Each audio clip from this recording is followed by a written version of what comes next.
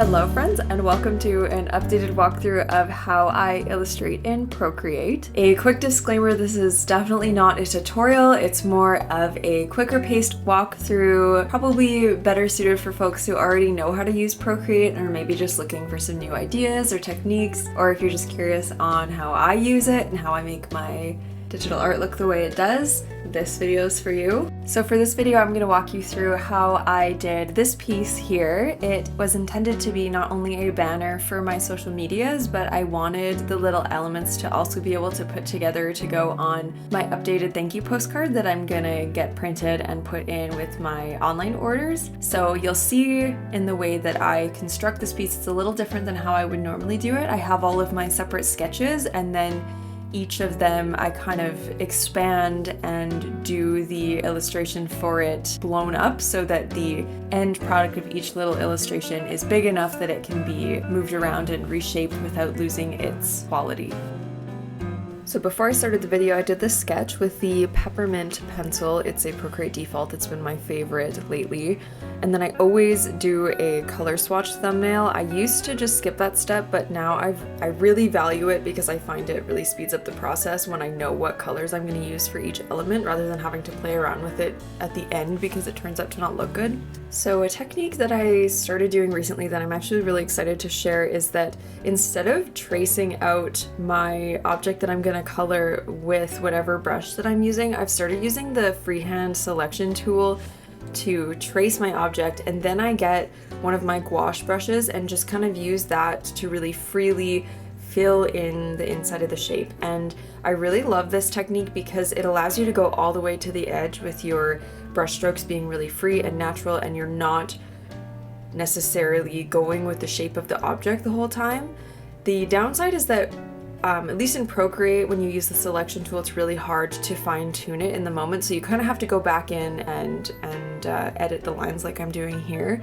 But I still find that overall it just really gives it the natural, really organic look that I'm going for, so I've been really enjoying that technique. I'll only do this though if it's like a bigger shape, like this vase is kind of the main component of this this piece in the illustration. For smaller things like the stems here and the leaves, I will just go in and paint normally to do them. It's too tedious to do the selection tool for all of it.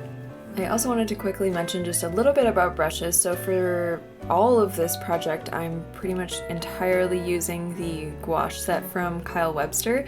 I'm not going to go into huge detail about brushes because I just recently put out a favorite art supplies video where I go more into detail on my favorite brushes and show swatches and stuff, so I'll link that if you want to see all of that.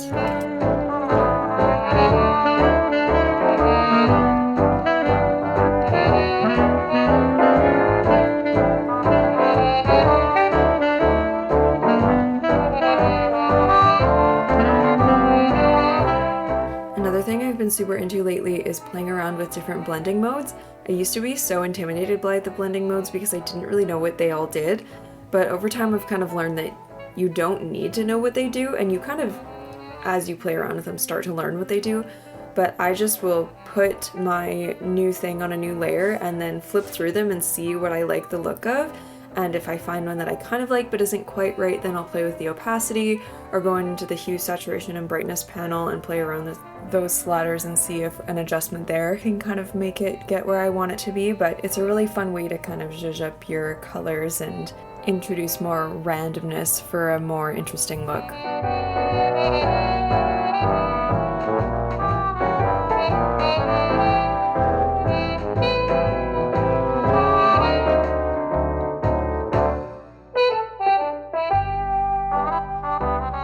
One thing that I've started doing a lot more that I think really impacts my style in a positive way is I'm not afraid of just redoing stuff over and over until it has the look that I want.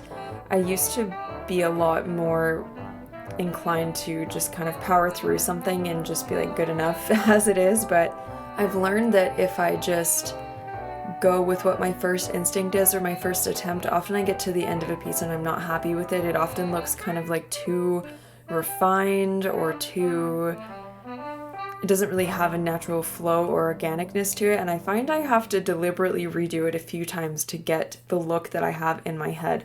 And the more I'm willing to just be patient with myself to get there, the happier I am with the end result. So I'm learning to take that time and just enjoy the process of being able to do that, because it is pretty fun if you can approach it like a fun creative problem to solve rather than like an inconvenience.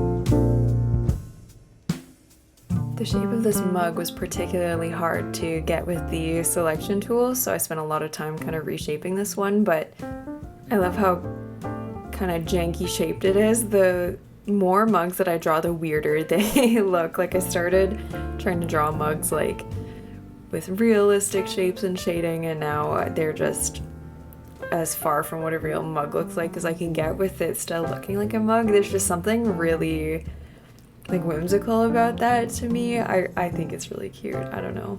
I find that I'm often kind of dancing on this weird line where I really want my work to look really kind of like full of wonder and childlike whimsy, but at the same time I do not want it to look childish. Like I would really love to illustrate a children's book one day, which I know is like a big dream and way down the line, and it's a lot more work than I can even possibly imagine at this point to get there. It's like my 30-year plan dream. But it's just so funny to me that I've spent the last 3 years honing my illustration skills so that I can come to this really strong taste for a style that looks like a 5-year-old drew it.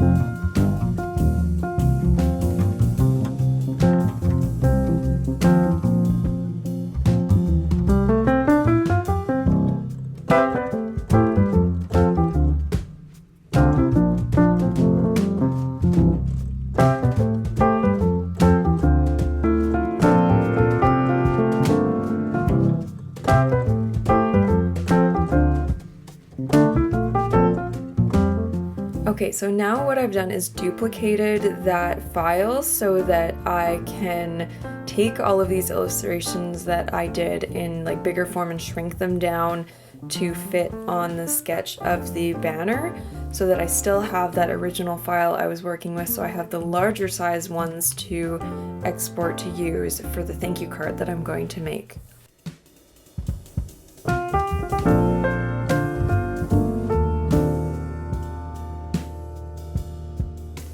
So I just had to go back in and add a few little sparkles to kind of fill out the empty spots once I put the banner back together.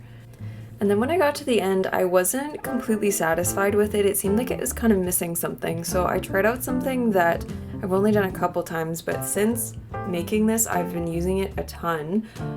And it's taking the sketch layer and putting it on top of all of the colors and putting it on some kind of blending mode. So sometimes I'll use multiply, sometimes it'll be overlay. I think I ended up picking overlay for this one. And then reducing the opacity so you can kind of see the sketch still, but it's really, really subtle, and the blending mode makes it kind of just sink right in with the drawings, but it really makes it pop, and I really love it. I've never really been partial to line work. Like, I know some people do a lot of black line work, and I love looking at that, but for me personally, I'm never happy with my pieces if it has a lot of black line work in it at the end. But I love this because you get the like sharpness of having the lines, but also the looseness of the original sketch kind of like mixed into it, and I think it looks so cool.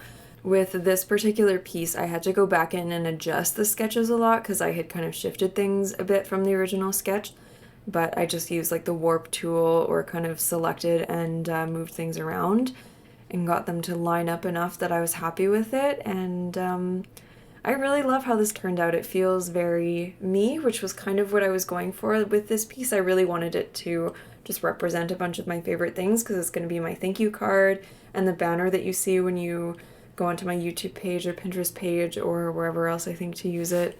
And we're pretty much at the end, so thanks for hanging out with me for this walkthrough. I hope you got something out of it. I always love videos like this. I feel like I walk away with something new to try every time I watch a video like this, so if you did get something valuable from this video, I would super appreciate it if you would leave a comment telling me what it was. It really helps me decide what to include in future videos, what is of value to you. Also, I would like to say that if you are an artist and my style resonates with you, I'd be willing to bet that your style will probably resonate with me, so I would love to hear from you. Tell me where to find you. I love to make internet friends with fellow artists I can gain inspiration from. I really believe that the internet can be a pretty cool, fun place if we make it one. Thank you so much for watching. If you are still here, I am guessing that you did not hate this video, so I will not feel embarrassed to ask you to leave a like on it. If you really liked it, you could hit the subscribe button, and if you really liked it, you could hit the little notification bell so you get a happy little notification every time I post. I am trying to get on a more regular posting schedule, but I make no promises because I am human,